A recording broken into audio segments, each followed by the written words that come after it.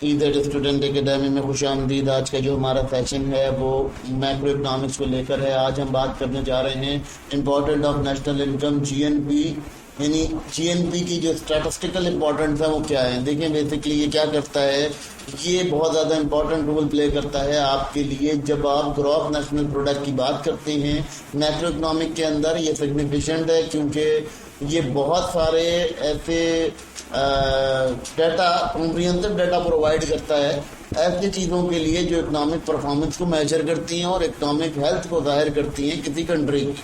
यानी आपके पास कितना पैसा मौजूद है, कितने ज़खायर मौजूद हैं, कितनी रिसोर्सेज मौजूद हैं और उनको एलोकेट करने के कौन कौन से चांसेस हैं, ये बहुत अच्छे से डायग्नोस किया जाता है। अब इसका कुछ बातें करते हैं कि इसके कुछ कंसेप्ट को समझते हैं कि कहाँ कहाँ ये बहुत इंपॉर्टेंट रोल प्ले करता है हमारे लिए और स्ट्रेटेजिकली हम कितना इसको इम्पोर्टेंट समझते हैं। क्योंकि बिजनेसमैन और जो फॉरेनर इन्वेस्टर्स होते हैं या इंटरनेशनल इंस्टीट्यूशन होते हैं उनका भी इसी अकॉर्डिंग आपके ऊपर नज़रिया बनता है। तो इसको भी डिस्कस करते हैं फर्दर।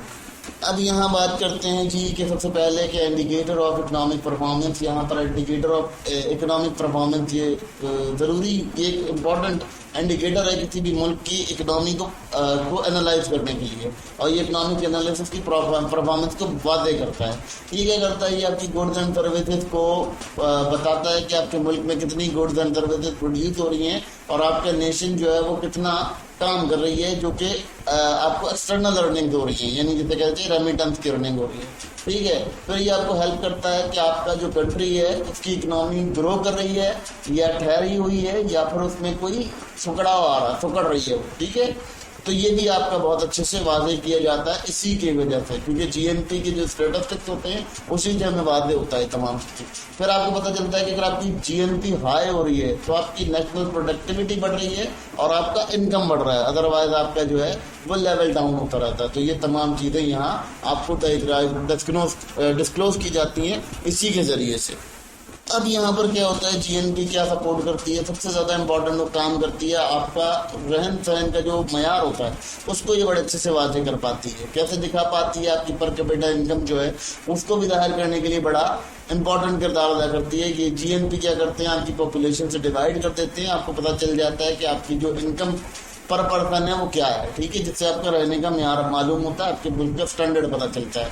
फिर उसके बाद ये क्या करती है, ये आपको बहुत सारी स्टैंडर्ड ऑफ लिविंग आपकी बताती है कंट्री में। जैसे कि गांव में कोई रहता है तो उसका लिविंग स्टैंडर्ड कैसा है, और अगर कोई शहर में रहता है तो उसका लिविंग स्टैंडर्ड कैसा है, तो इसको भी बड़े अच्छे से डायग्नोज किया जाता है इसी की मदद से। ठीक है, फिर बहुत सारे इकोनॉमिस्ट होते हैं जो कि इसको यूज़ करते हैं अपनी पर कैपिटा इनकम एडजस्ट करने के लिए, इन्फ्लेशन के दौर में इसको इस्तेमाल करते हैं। फिर उसके बाद ये जो इंसानों की फलाह के लिए जो काम होते हैं ये उनके लिए भी बहुत ज़्यादा अहम किरदार अदा करता है आपकी कंट्री के अंदर। अब उसके बाद ये क्या करता है, ये आपके लिए इकोनॉमिक प्लानिंग का बड़ा जरिया बनता है, बहुत इंपॉर्टेंट जरिया बनता है। आपके जो पॉलिसी मेकर्स होते हैं वो इसको स्टडी करते हैं, उसके अकॉर्डिंग आपका जो फिस्कल दिखाएंगे और मॉनेटरी दिखाएंगे उसको कर पाते हैं। जैसे कि आपकी जीएसबी अगर लो होती है तो गवर्नमेंट उसमें क्या करती है कि बूस्ट करने के लिए कुछ टैक्सेस को कट कर देती है, कुछ स्पेंडिंग करती है, अपने पास में कुछ पैसे लगाती है ताकि आपकी जीएनपी बढ़ सके। फिर अगर आपके पास इन्फ्लेशन का दौर आ रहा होता है, यानी आपके पास महंगाई बढ़ने का खदशा होता है, तो गवर्नमेंट क्या करती है कि वहाँ कुछ मॉनेटरी पॉलिसीज लगाती है जिससे मॉनेटरी स्टिफनेस करती है और टाइट कर देती है मॉनेटरी मेजर, जिससे आपको ये आपके मुल्क में जो है पैसे की जो सप्लाई है या रवानी है वो एग्जैक्ट वे में चल सकती है। तो ये भी एक आपका बहुत बड़ा इंपॉर्टेंट मेजर होता है जिसको यहाँ देखा जाता है और बहुत मजे से इसको एनालाइज किया जाता है। और ये बहुत इंपॉर्टेंट होता है क्योंकि बीइंग इकोनॉमिस्ट आप इससे बहुत चीज़ें एनालाइज कर पाते हैं। छोटी छोटी चीज़ें हैं मगर इनसे बहुत ज़्यादा चीज़ें आपकी एनालाइज होती हैं। अब यहाँ पर इसका एक और काम ये होता है कि ये कंपैरिजन करने के काम आता है, कुछ कंट्री के दरमियान में ये कंपैरिजन के काम आता है। अब ये कंपैरिजन कैसे करता है, ये आपका जीएनपी को अलाउ करता है। ये जीएनपी स्टेटिस्टिक जो होता है ये इंटरनेशनल कंपनीज या ऑर्गेनाइजेशन को ये अलाउ करता है कि यहाँ की इकोनॉमिक परफॉर्मेंस कैसी जा रही है। ठीक है, उनको ये वादे करता है कि इस मुल्क की जो इकोनॉमिक परफॉर्मेंस है वो कैसी जा रही है। जो इंटरनेशनल ऑर्गेनाइजेशन होती है जैसे कि वर्ल्ड बैंक हो गया, IMF हो गया, वो इसी तमाम जीएनपी के डाटा को यूज़ करते हुए ये क्लासीफाई करती हैं कि जो इकोनॉमीज हैं वो डेवलप्ड हैं, यानी वो तरक्की पजीर हैं और या तरक्की याफ्ता हैं, या वो खस्ता हाल है, उनके अंदर कोई तरक्की के रुझान नहीं मौजूद। तो इसी डेटा को देख के वो बनाया जाता है और इसी डेटा के बिहार पे ही वो ये रिपोर्ट जारी करते हैं कि ये कंट्री थर्ड वर्ल्ड है, ये कंट्री सेकंड वर्ल्ड है और ये डेवलप्ड नेशन है यानी फर्स्ट वर्ल्ड है। इन्होंने ये रैंक बनाए हुए, इस तरह से रैंक डायग्नोज होता है और उसको इस्तेमाल किया जाता है रैंकिंग के लिए।